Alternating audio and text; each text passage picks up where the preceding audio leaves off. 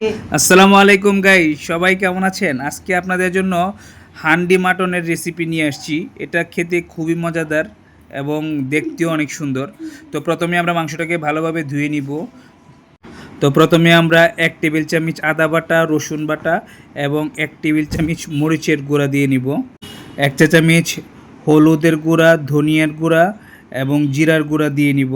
তারপরে আমরা হাফ চা চামচ গোলমরিচের গুঁড়া, হাফ চা চামচ শাহি গরম মশলা এবং অল্প পরিমাণ শাহি জিরা এবং স্বাদ মতো লবণ এবং 1 কাপের চেয়ে অল্প কম পরিমাণ সরিষার তেল এবং 1/3 কাপ পেঁয়াজ কুচি দিয়ে আমরা সুন্দর করে মাংসটাকে ম্যারিনেট করে কিছু সময় রেখে দেব। হাঁড়িটা গরম হওয়ার পর তেলটা যখন গরম হয়ে যাবে তখন হাঁড়িটা নামিয়ে নিতে হবে। নামিয়ে নিয়ে তারপরে তেজপাতা, এলাচি, দারচিনি, জিরা, লবণ এবং শাহি জিরা এবং লবঙ্গ তেলের মধ্যে দিয়ে দিতে হবে। দিয়ে তারপরে আবার পাতিলটাকে আমরা চুলার মধ্যে দিয়ে দিব। সামান্য কিছু পেঁয়াজ দিয়ে দিব। তুমি তো মাটির চেয়েও নরম। তারপরে আমরা পেঁয়াজ দিয়ে মশলাটাকে সুন্দর করে নাড়াচাড়া করে এটাকে হালকা একটু ফ্রাই করে নিব।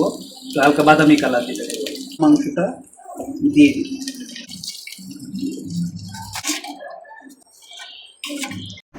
আমাদের মাংস কষানো হয়ে গেছে। এখন আমরা এটার উপরে কিছু রসুন দিয়ে এবার আমরা উপরে ঢাকনা দিয়ে সিল করে দিব।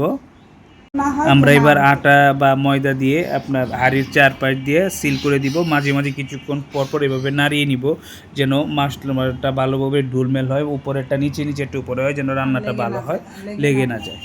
তো আমাদের রান্না কমপ্লিট। ওয়াও, দেখছেন কি সুন্দর একটা কালার হয়েছে।